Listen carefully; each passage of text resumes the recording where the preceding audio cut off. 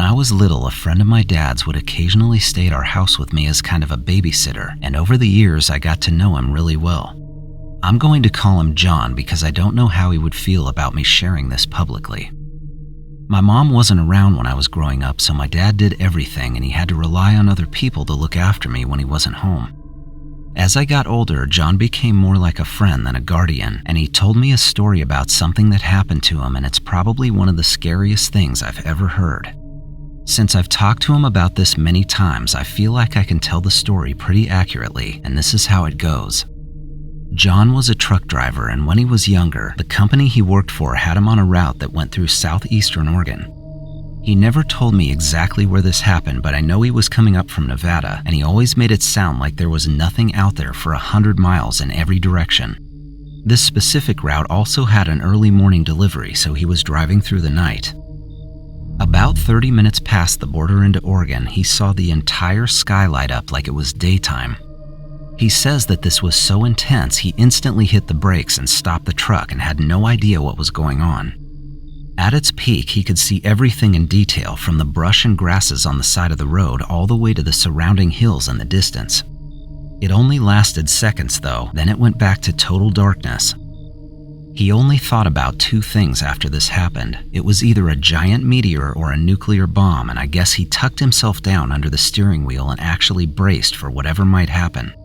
He was honestly waiting for a huge explosion from one of those two things, but nothing ever happened. He never heard anything other than his truck idling. He still stayed hunkered down until he felt safe, then finally got back on the road and just went with the idea it must have been a meteor burning up in the atmosphere. Only a couple of miles up the road, he got to a car with its hazard lights on. It was stopped and taking up most of the lane because there wasn't much of a shoulder on the two-lane highway. This made him stop too, but he said he left some distance between them in case he had to go around. He could see that the front end of the car was crumpled on one side like they had hit something, so he figured it was a deer. Then he got out to see if everyone was okay, but left his truck running with the headlights on. As he walked up to the car, he only saw one person, which was a younger man sitting on the ground by the passenger side door. He had his knees up into his chest with his arms around them, and his head was down like he could be injured or in shock. John yelled to him from about 20 feet away and asked if he was okay.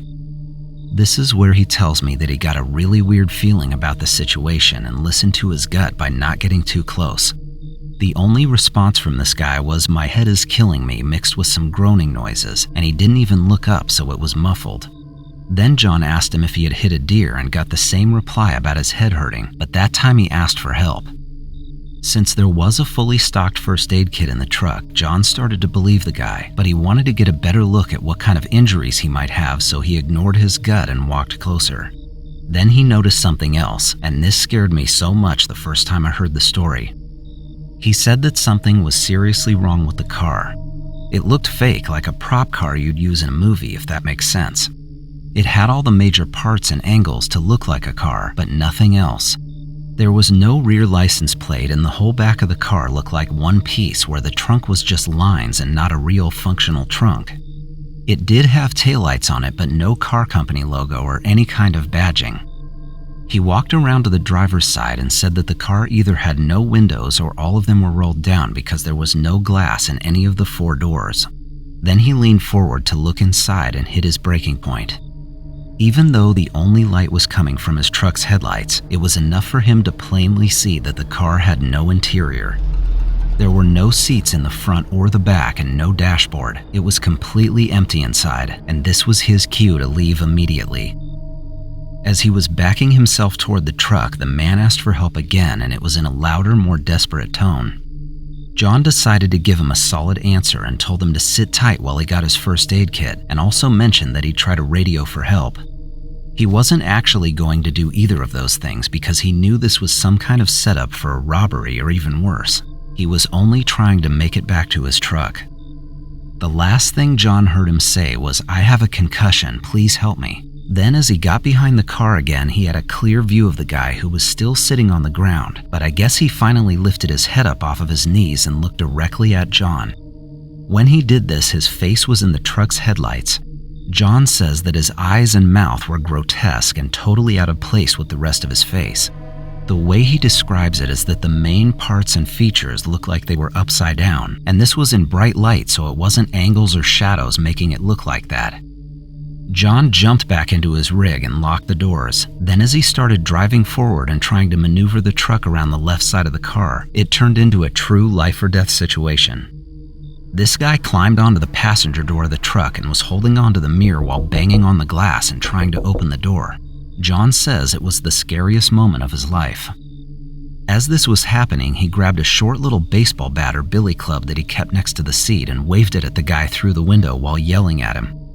Apparently, this did make him stop banging on the window, but John says before the guy let go of the truck, it looked like he was screaming with his horrific-looking mouth, but it was in the opposite direction toward the car, almost like it was meant for someone else out there that could have been hiding off the road.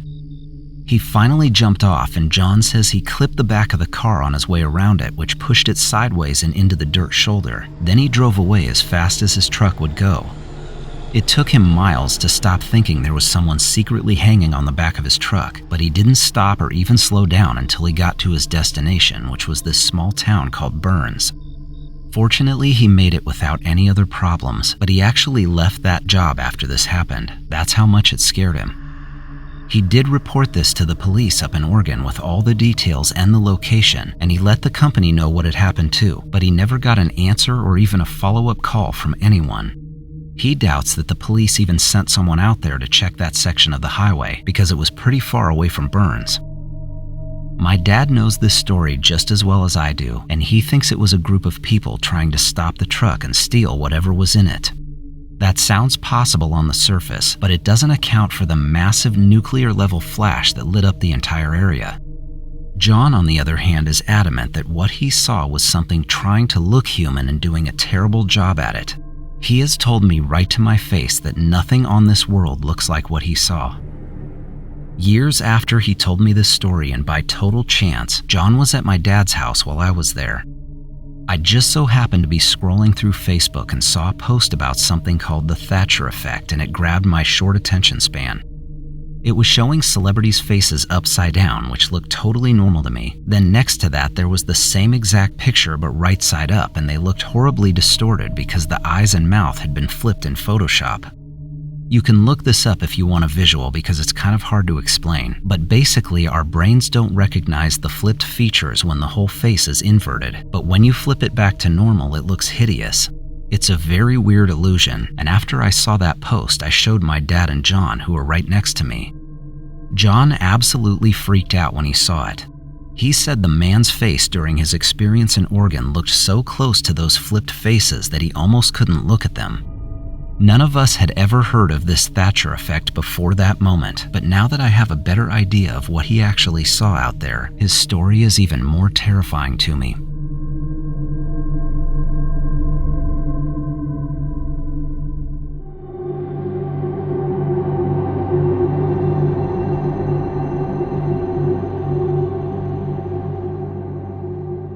I used to vacation at one of my relatives' summer houses on a small lake in the woods that feeds from Winnipesaukee in New Hampshire. It was exactly what you'd expect a tiny census-designated place to look like. There were bungalows and summer cabins around the lake, then an antique store, one small grocery store, and a bar along the main road. My family had been going there for a week or two every summer since I could remember, and I knew the immediate area like the back of my hand. Several years ago, we were all staying there, and on one of the nights I couldn't get to sleep and was still awake around 2 o'clock in the morning, so I went outside and walked to the dock to have a cigarette. To give you a picture of the cabin, it was off of a dirt road surrounded by trees, and the whole back of it faced the lake. If you opened the back door, there was a very short but steep hill that went right to the dock, and if you walked out to the end of the dock, you could see almost all the way around the lake except for one part that was obstructed by a little island. There are other cabins and houses nearby, but a lot of them are short-term rentals, so they aren't always occupied, and I only saw people in one of the neighboring cabins that week. As I was standing out on the dock smoking like I'd done 100 times before, I got this gut feeling I was being stared at or watched. Some people might think that's normal when you're alone at night like that, but this was really weird for me because I am in no way afraid of the dark or the woods. I had also never felt that way out there before. Right after that, I actually heard something in the brush that I was almost positive came from a specific tree off to my left. It was about 100 feet away, but when I looked in that direction, I didn't see anything. I was squinting and trying to make my eyes adjust, but it was just too dark. I still wasn't scared and mostly thought it was an animal, so I kept smoking. But then I heard the movement again, and that time I knew without a doubt there was something there. This happened to be the last lake house trip I took with just my family because I got married later that year, so I started to think one of my brothers heard me go out the back door and they were messing with me. I slowly walked off the dock like I didn't notice, and I was using my peripheral vision to keep an eye on that tree. I knew that if it was one of my brothers, they were for sure going to jump out at me, so I thought I would try to get them first. Without turning my head, I kept walking toward the house like I didn't know anyone was there, and when I did this, I absolutely saw a silhouette behind the bushes next to the tree. In that moment, I was positive it was one of them, so I busted off to the left and ran directly at them, hoping it would flip the prank and scare them. It only took me 3 or 4 steps to realize it wasn't either one of them. Do not think I'm crazy when I say this, but there was a dark, hairless figure by the tree with huge almond-shaped eyes, and I could see it holding some kind of device in one of its hands. I know I still scared it because one of its arms came up at me like anyone would do out of reflex if someone were charging at them. I need to say this too. I did not believe aliens or ghosts or anything like that existed back then. I was a huge skeptic and was far more afraid of sketchy people. But in that brief second, believing or not believing went right out the window. This couldn't be more real, and it was right in front of me. I could feel my adrenaline pumping in my temples, but I stayed shockingly calm on the outside. My first instinct was not to run away, and I don't know why. In my head, I kept telling myself to just turn around and walk normally back to the house. Unfortunately, my calmness didn't last. I only got about 5 feet away before seeing more movement in the trees, but this time it was on the other side of me. I couldn't directly see anything because of how dark it was, but there were more of them around me. I had no self-control after that and sprinted up the hill and into the house. The only thing I remember about this was a horrible feeling of being chased from all sides. I never even attempted to look behind me, so I'm sure that feeling was just in my head from the panic. But I did look out the back door window as I was locking it and saw nothing. There was only a small amount of light on the lake and total darkness. What happened after I got back into the house, though, I still can't explain. I started to walk down the hall toward the room my oldest brother was in because I was going to wake him up. Really, I was going to wake everyone up, but he was the first. I'm not sure what actually happened to me, but my mind went blank in a very euphoric way and I never did anything. I fully remember turning around in the hall and going upstairs to my bedroom, but I don't know why I did that. I just got into bed and went to sleep. After that, I woke up in the morning like any other night.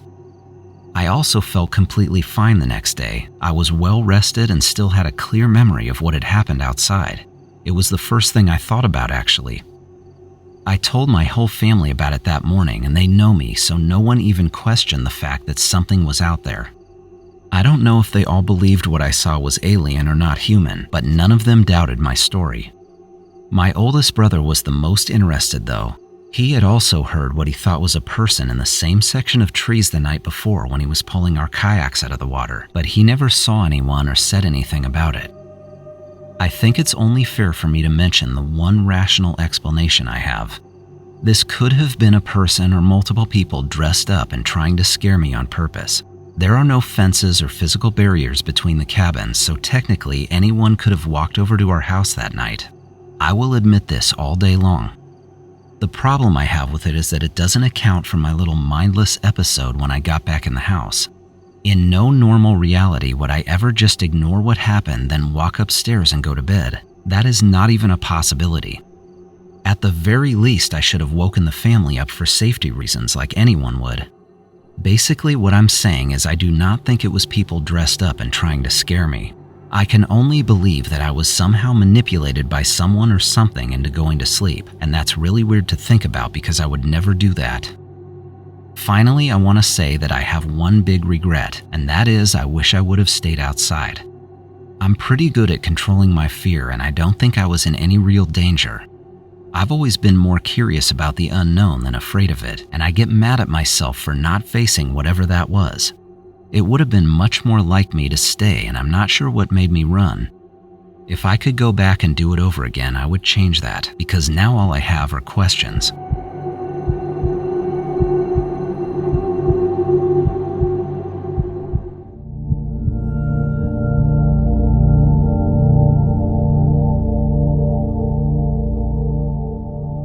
I had a very simple and quiet childhood in the 1960s and 70s in Winslow, Maine.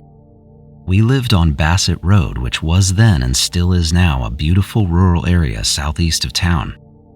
I was in that house from the day I was born until I graduated high school. After I moved out, my mom and dad stayed for another 4 years while my younger sister Kathy finished school and left for college. Then they got empty nest syndrome and moved down to Augusta, where my extended family lives.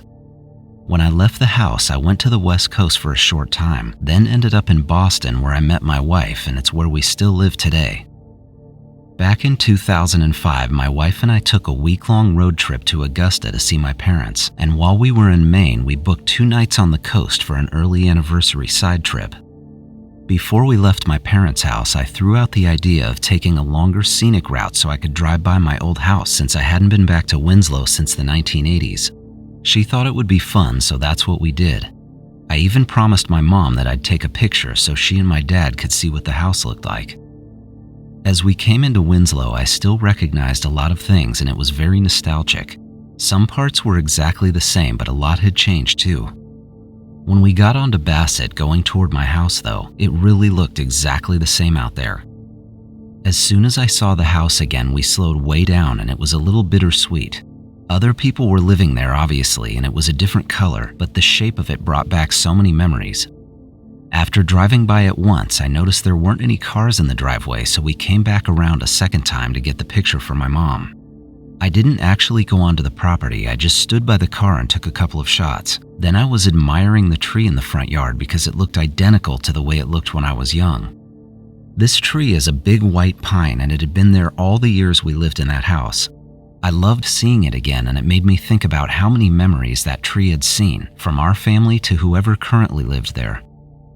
I was able to walk up to the base of it because it was only a few feet away from the road, and as soon as I looked up into the branches, a very strong memory came back to me about something that had happened to my sister and me when we were kids. This totally forgotten snippet in time hit me instantly and completely, and I hadn't thought about it since I was a teenager. Kathy and I had been playing around that tree in the front yard, and it was either at night or close to dark.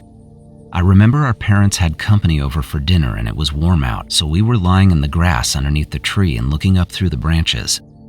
Out of thin air, something came floating down from above the tree that I have a hard time saying out loud because it's so strange. It looked like a glowing iridescent worm that was long and thin, and it had these soft, subtle colors moving around it from end to end. It made its way down into the tree, and instead of falling to the ground, it moved through the branches like a snake might do. Then I remember seeing it go around the main trunk of the tree on the roadside where we couldn't see it, and it never came back around to our side. My memory of seeing this is incredibly clear, but what I don't remember is how Kathy and I reacted, or if we ever talked about what it was. I only know that we both witnessed it. After it had disappeared, we stayed in the grass and kept playing like nothing had happened. Just a short time after this, we were still under the tree, and a girl about my sister's age walked into our yard from the road and asked if she could play with us. I couldn't tell you where she came from or who she was, not that I was paying much attention as a kid, but she seemed nice and had a little country dress on. We were fine with it, so she sat with us in the grass, and I only have a vague memory of her saying she lived down the street and had seen us outside. She was definitely interacting more with my sister than with me, probably because they were closer in age and both girls, and my sister Kathy was showing off her baby alive doll, which was her obsession back then. We sat together under the tree until my mom and dad's friends left and we got called into the house. When it was time to go, I remember her saying goodbye, then she walked off by herself and went down the road. It must not have crossed my mind then, but this detail is a huge deal to me now. It's really dark out there and there's a lot of space between houses and properties. I can't imagine anyone letting their little girl wander around at night like that, even back in those days. While I was on the side of the road remembering all of this, I found it inconceivable that I could have forgotten about it. It was so significant, but I never would have thought about it again had I not driven up there and seen the tree. When I got back in the car, I let my wife know what was going on, and I'm sure she was wondering why I stood there for so long blankly staring at a tree. I also went over the story with her while we finished our drive to the coast. After this trip, when we were back at home, I got a hold of my sister for a second perspective and from someone who was actually there. I gave her every detail I had about that night exactly the way I remembered it, from the glowing worm coming down through the tree to the little girl showing up and the two of them playing with her doll. She didn't remember any of it and still doesn't to this day. This was really frustrating for me, and I was questioning the reason she couldn't remember. I didn't know if it was similar to the way I had forgotten what happened or if it was just her age. She couldn't have been more than 8 years old then, and it's easy to lose those early years. I couldn't be more certain these events took place, and I don't know how I could have forgotten about a glowing object slithering down our tree and a young girl appearing out of nowhere afterward. I should also mention that our encounter with that girl was a one-off. I lived there for another 8 or 9 years and I never saw her again. If she really did live down the street and close enough for her to show up on foot, we would have known who she was. I think the girl and the glowing object we saw were connected, or possibly even the same thing. Maybe she wasn't actually a girl and only appeared in that form to us because we were kids. It's been hard living with something that I know happened but not having any way to back it up or confirm the details. Part of me wishes I could go back to when I didn't know, because it's become a very confusing thing in my life. I would love to get my sister out to our old house someday to see if it jogs her memory, but she has a family and roots in Texas now, so it's hard for her to travel all the way up here. All I can really do is accept the fact that I'll never know what it was, which I know is a common theme for so many other people who have these kinds of experiences.